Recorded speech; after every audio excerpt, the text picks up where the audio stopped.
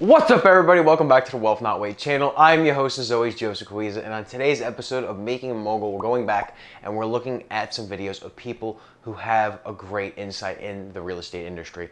So this is from someone, I wouldn't say controversial in the financial community, but definitely some people like him, some people don't. Someone I learned a lot from when I was learning about finance and writing my book and doing everything, Dave Ramsey. So Dave Ramsey, if you don't know anything about him, he got into real estate and made millions of dollars way back when in like the 70s and 80s, but went extraordinarily broke. And then since then has rebuilt his financial life and taught the way he did finances, talked about getting out of debt, talking about how you should set up real estate, and someone who I take a lot of financial advice from purposely, somebody who I learned, and that's why I cut up my credit cards, that's why I did a lot of different stuff, is because you express a different way on how to get to where I want. So he's someone who not everybody will align with, but someone who, like me, if you who like that idea of freedom, if you like doing different stuff, and along with just generally good financial advice, he's definitely someone I advise checking out at least. And if you don't like him, you don't like him, it is what it is, but someone I like and enjoy and like reading. And I have a couple books from him, I believe. I don't have all of them, but I definitely have some of them here. So he's talking about, this is Dave Ramsey's real estate principles. So I'll try and put a little thumbnail of it there. This is a video I talked about. This is something that I'm hoping can help me learn and look at more characteristics of real estate and investing in things like Landa. Now, of course, he's talking about going out and purchasing a home via one, you to live in, or two, an investment property, and purchasing the full home. This is something, though, I could use definitely some of these principles to break down and find better Landa properties and some stuff that I also may realize that I was kind of doing wrong looking at some of them. So it's definitely something I want to take a look at and see. So jumping right into it, I have it on my phone. One, and these are just general principles, these are all applied to Landa. One is renting to start is fine. A lot of people say, oh, I want to rent, I want to own. This also comes with number two, house cost is expensive. People say, oh, the payment of a house is the same price, if not around, that it would be the rent, I might as well buy. Well, like he mentions, the heating and air system goes out. That's fucking $4,000. Your roof caves in. That's this price. That's this. You have to maintain and keep up with it. And you got to maintenance. You got to do the grass. If something goes out in a rental unit, you call someone and say, hey, my shit fucking went out.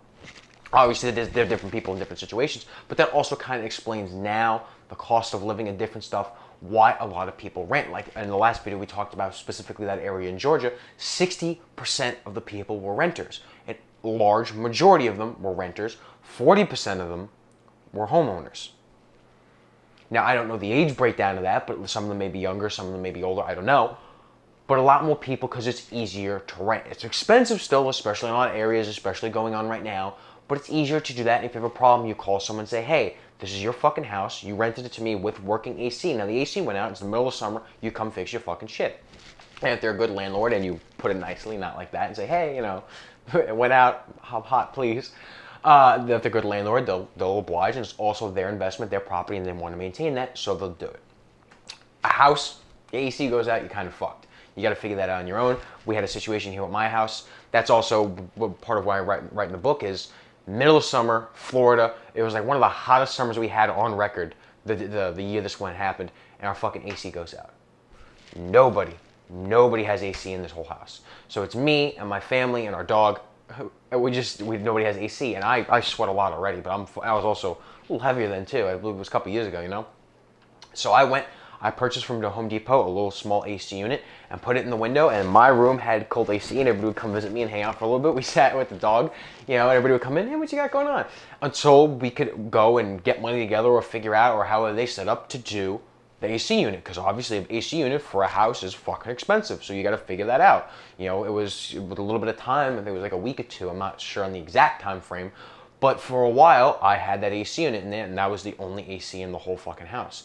And again, during one of the hottest summers in Florida that we've been here for, at least, you know, let alone lived through. But that's something, and again, that if you're renting, call them up, say, hey, you got to come fix your fucking shit. 3, and this is going to apply more to Landa, is don't get a variable mortgage, especially with things going on like interest rates. Get a fixed rate mortgage. So I got to see how Landa, I don't even know if they'll talk about that, if they set up their mortgage with that. With now interest rates and things rising, banks will charge more for different stuff. So the cost of getting a home, not only is the cost of those houses they're buying, that real estate, more expensive, but the cost of getting that loan is now also more expensive because a bank can make more money elsewhere. So if it's going to lend out to you and you're a higher risk than the fucking United States government and buying buying a bond, they want more interest on it. So naturally, the interest rates are going to rise for stuff like that. So they have to see, is it a fixed rate? Is it a variable rate? Or is it now, if interest rates grow and things start going bad or whatever, are the properties and the loan payments that land is making going to have to be higher than the house itself? Obviously, I'm not purchasing the house myself. I'm buying a fractional share of it. But now if Landa as a company is underwater with these fucking homes, that's going to spell bad for me putting my shares in these homes. Even if it's that specific home, it's worth less than what I'm paying for it. I don't know how they worked it out as far as the share then. It's like a company. How do they set that up? How do they do that? If they bought the home for $450,000, that's what they're appraising it at. And now all of a sudden the interest payments and everything's going up and up and up and up, and it's going to cost them significantly more than that $450,000. How's that going to affect things? Can they afford to still run it? That may be something I have to take a look at and see. I believe it is a fixed rate mortgage. If I'm not mistaken, but I don't know for sure. That's something going forward I would definitely want to look at, because if there's an opportunity for things to go wrong in that and it's a buy mortgage basis, that may affect the property. If it's just Landa in general does this, that, you know, I'm not super accepting of it, but I'd have to understand that more and understand there's more risk putting my money into that investment than there was traditionally before. So that's definitely something I want to look at. Another thing is, a house just in general is inflationary protected. A lot of inflation based off the cost of living. That's the cost of living, like bread and eggs, the big fucking meme. Eggs cost a lot of money right now because they're expensive. And the cost of living, houses, all that. A house goes up with that price. If you're a buyer, it sucks because the houses cost more now. If you're a seller, it's great because your house and your asset is worth more money. So now if I have like the appreciation of the homes, if I have a share, essentially a stake in the company that owns this home, essentially owning a part of the home, and there's higher inflation and the cost of these houses and the cost of the real estate market's growing, that's something that could be good then for me just in general. So that's also something I already take into account, but something I want to make a point of. Buy the bottom of the neighborhood. You don't want to buy the highest house in the neighborhood because a lot of people aren't going in looking to spend top dollar and get the best of the neighborhood when the rest of the neighborhood isn't that good compared to that house. You don't want to buy the best of the neighborhood. You want to buy the lower end of the neighborhood. So also something I don't really look at, maybe go to Google Maps. Is this house the newest, the most renovated, and nicest, and best, and blah, blah, blah, and they got all the cool shit. And then when people come to it and go, yeah, wow, I really would love to live in that house, but the neighborhood fucking sucks, that may be something that deters it. That may be something that detracts it. If this is the best house in the neighborhood and we're charging top dollar for it, as far as Landa, saying the Landa's charging top dollar for it, is there a house across the street that's not the nicest in the neighborhood, maybe the worst in the neighborhood, but charging significantly less and it's in the same fucking neighborhood? That may be also a case too. You know, I'm spending $2,000, $250 here. Over here is $2,000. I save $250 a month in this current market, especially if I have a family or, you know, raising a family or something like that. That $250 a month can make a big difference at that point. So I wanted to see if they're buying the top of the neighborhood or the bottom of the neighborhood, where it is situated to the rest of the neighborhood. That's something I haven't been checking that I may do in the near future. Again, location, it can make or break. They are very limited on locations, essentially, but everybody knows location, location, location. If you're in Malibu, if you're on Clearwater Beach over here, obviously money is going to be more expensive than just Pinellas Park, you know, fucking regular St. Pete.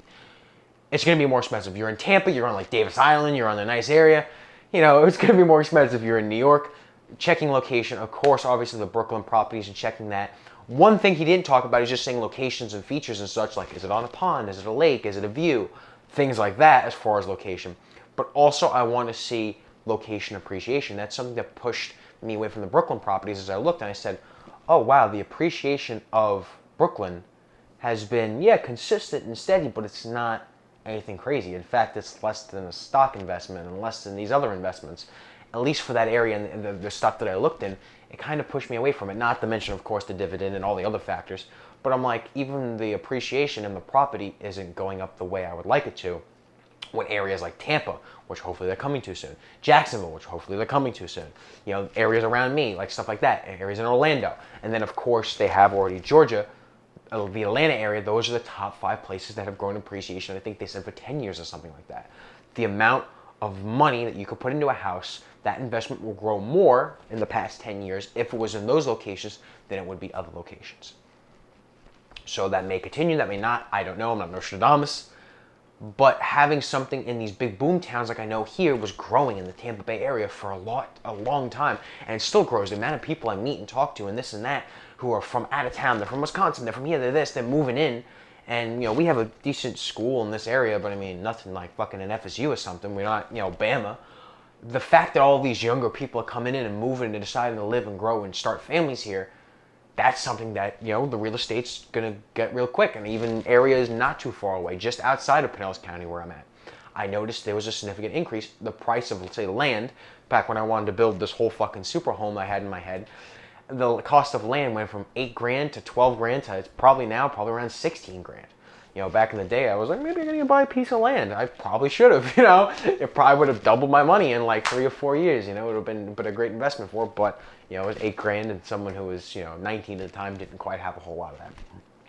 So that's definitely something I want to look at. Again, location features. That's something he talks about. Is it on a lake? Is it on a pond? Does it have a view? Like the one house we looked at in the past, it had a big piece of just land to roam on in their backyard. That is great for a family that's going to get better renters. Somebody who's renting a family, they got the dog named Spot, they got 3 kids, they have a they got a 4th on the way. The whole situation, that's a great thing for that area. Is it near the beach? Is it near shops? Is it near stuff? Can they take the kids down on a Saturday night? If they're a young couple, do they want to go out in the town and make friends? If it's just a single dude, is it near the bars? Can he go pick up chicks kind of thing? Is there an area around people with similar interests? The location, the area, and then of course like in Malibu or a beach or something like that where the property itself is just a lot, that's something I definitely want to look at. So looking at the demographic, looking at people, is this something they're going to enjoy, they're going to use, they're going to want to move in as opposed to down the street?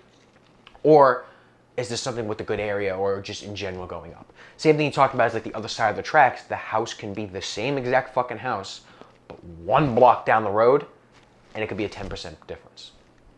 Is this in a good area? Is it in that 10% difference area? Some of them look like the suburbs of Atlanta. Atlanta's growing, Atlanta's big, it's a big city, it's a major city in the US. Suburbs slightly out, that could be a good thing. That last house that I looked at was further away from the suburbs of Atlanta. It was on its own, kind of away. Higher crime rate than just Atlanta and Georgia in general. Not crazy, but higher. Is that going to affect the amount of people who want to live there? That's also something we got to look at. So going into it, that was number 6. That was number 7. Number 8 is look at the house. Is it ugly? Does it have bad bones?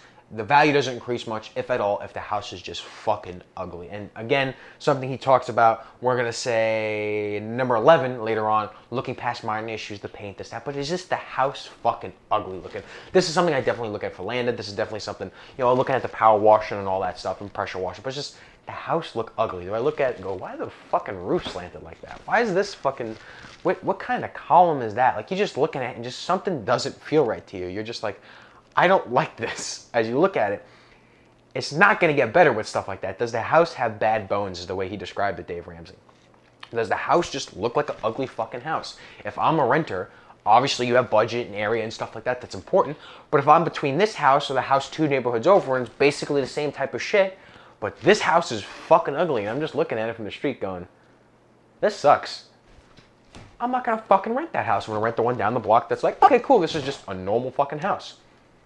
That's something to look at. Or, inversely, is it really nice? Is it like, these are basically the same fucking house, but the way they set the columns, the way they did this, the way the roof is set up, just the structure and the beauty of the house, do I look at it and go, wow, I could picture myself here with a family and doing this. I could picture, me and my girlfriend, picture me and my wife, or whatever kind of situation you got. I'd love to come home, long day at work, and I'm like, wow, I live in a really nice house. Is that something, is it really that nice? Something along those lines, looking at the bones of the house. Is it just a nice looking house? That's also important. And something I already look at, but something I'll still be keeping in track of when looking at my investment properties. Number 9, and this is something that goes for a lot of fucking shit. It's a house. In my case, I'm buying an asset. For people who are buying a house, they're buying a home and, they want to make it special. And obviously you want to get a good pick. I'll turn my phone off for this because this one I'm going to get a little in depth on. You want to get a good pick. If it's your house and you want to build a family, if it's a house, you're going to be living here for a couple of years, if it's a house and you want to turn it into a home, the whole situation, obviously you want to get a good pick. And as me as an investor, I want to get a good deal on it too. But at the end of the day, it's still just a fucking house. At the end of the day, for me, it's still just a fucking investment. It's like any other investments or people who come in your life. There's people who get so hurt, myself included, way back when. getting better what it is as I try and learn and grow as a person.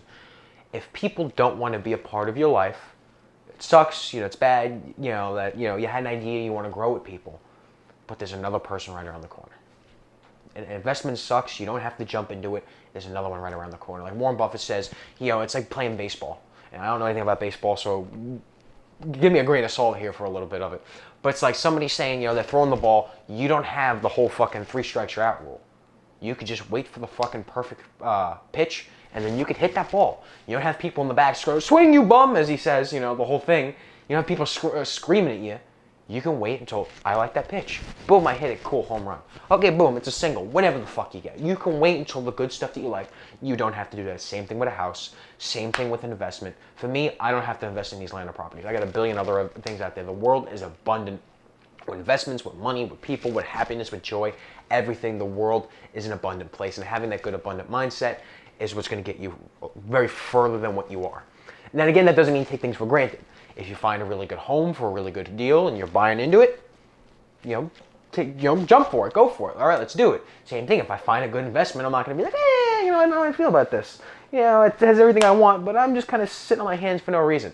If I find something I like it, cool. Let's reasonable amount of time. Let's take the time I need to make that decision, but let's jump at it and do it and fucking not sit around and make the decision in a proper amount of time. And let's go for it.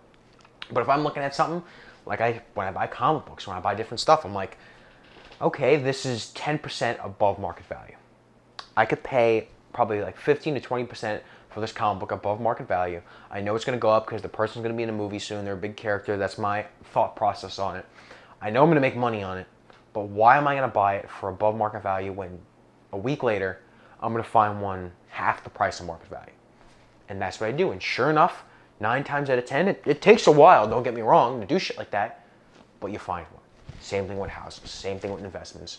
You just gotta look. Same thing with people. If you're really not happy hanging out with someone or in a relationship, whatever it is, you can leave at any time. There's another person right around the corner. There's 8 billion people in the world. If someone really upsets you or makes you feel like that bad, or they're not the best for you, or you can't grow and learn with them, and it's just not a good aspect for your life, same thing with investment, a house, anything, you can hold out and say, you know what?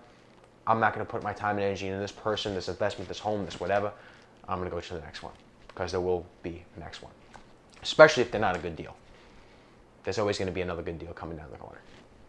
That's the situation. And if you find something, it is a good deal, jump on it, stay with it, use it, grow, learn, be great. Same thing with investments, same thing with people, same thing with homes, everything. So that's my little rant about that. Another one is going to be number 10. With people, perception is a lot. If people see a home and they really like the home, they'll pay more money for it. That's an obvious thing. With comic books, people, and this is how I get good deals a lot, there's characters who are newer superheroes and characters and type stuff. Or like when I make my stock investments, there's like, oh, this had a bad year. Their earnings were consistently 25 to 30%, and this year was 6. Oh my God, people lose their fucking mind and the stock plummets 20%. That crazy. And I'm looking at it and I go, all right, they had a bad year. Or COVID. The market's down, everybody loses their fucking mind.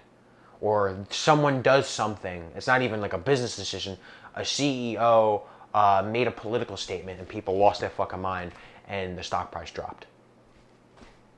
It didn't affect the business. They just made a statement on what they believe in as a human being.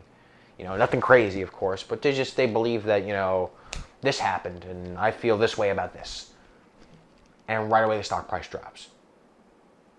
People aren't willing to pay that much for it, or people are willing to pay that much. If they see something as a good deal, a good bargain, same thing with homes and something I should look at. If I look at it and go, the average person would really like to rent this place, how's the price, how is it? Well, they're going to interpret it as a good deal. That may influence my decision to purchase that house, or at least that fraction of that house, as an investment, because I know it's going to have a better chance of people moving in and paying market value, if not above market value, for the home itself.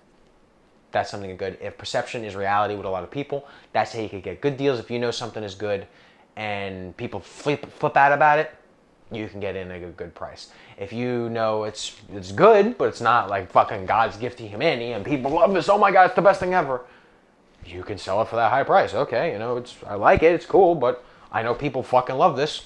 Top dollar. That's how it is. Same thing when somebody is in a movie. Superhero joins a movie. You know, the She-Hulk comic shouldn't have been more money. There's nothing that really affected the comic book itself. Its story still turned out the same. The art was still the same. Nothing changed. It's just now she's in a movie. People's perceptions of it flip out. The price of it like tripled from at one point. Just to use a recent example. So same thing, and then that also goes with number 11 is look past minor issues. People flip out over minor issues.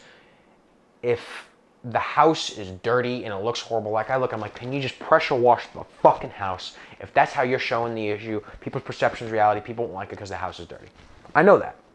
Now, if I'm buying into it, and I know the house is good and this, that, but it doesn't look the best, the carpet's not great, this isn't awesome, you know, whatever the case may be, I then should be, as an investor, look past that because I know they could just change a couple things, spend $2 or $3 grand, and now they could get 30, 40% more in rent.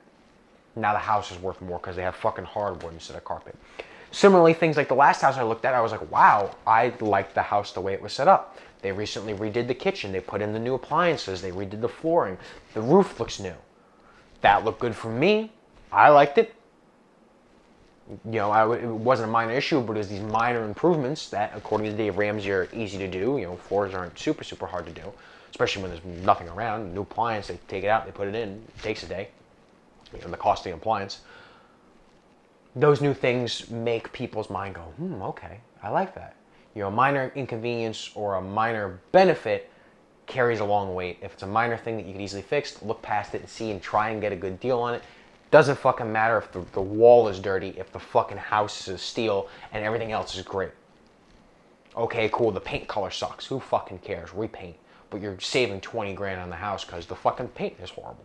That's the only thing wrong with it. The paint is horrible. Of course, you got to make sure that is the only thing wrong with it, but I'm just saying. Same thing, the house can get significantly more rent because we put in a brand new appliance and we redid the floors. Now it's 20% more in rent. People will pay it. Finally, make sure the house is planned correctly. Again, using the reference of the last house we looked at, it was set up with the second story and all that. He gave the example of, don't make it so that way like people have to walk through fucking 3 bedrooms to get to a bathroom. I'm going to look at it, all these houses I have to look at. I got to do a little better looking at the floor plan or mapping it out in my head. But the last house we looked at, you just walk up the stairs and there's, you know, the teenager area, I think they called it. I forgot what they called it exactly. But it's its own separate area and they have all that. Okay, awesome, great, cool, it's easy. But if I'm looking at a house, I'm like, wait, you got to go through 6 bedrooms to get to the bathroom? People aren't going to want to do that. That's going to be an inconvenience. That's going to be something that bothers people about it. So if there's a better option down the street, more likely people will jump to do that. So that's something I got to look at. And of course, the price of house value. If the house is just fucking laid out weird, the home value isn't going to be as much as if it is really good, especially if it's a good area and I'm banking on something like that. That's something to definitely take a look at. So let me know in the comments below. That's really it. That was all of them. What did you guys think of this video? What did you guys think something that you look for as far as your real estate investments, buying a home, renting, whatever it is, whatever you're doing right now? What is something that you look for as a big factor or maybe even a minor factor? And again, I encourage you to watch the Dave Ramsey video if you guys want to learn more about it. And he's a great source in my personal opinion. So I've asked you guys to take a look at him. If you guys like this video, make sure you like, comment, and subscribe. And as always, I'm Joseph Cuiza, and I'm here to help.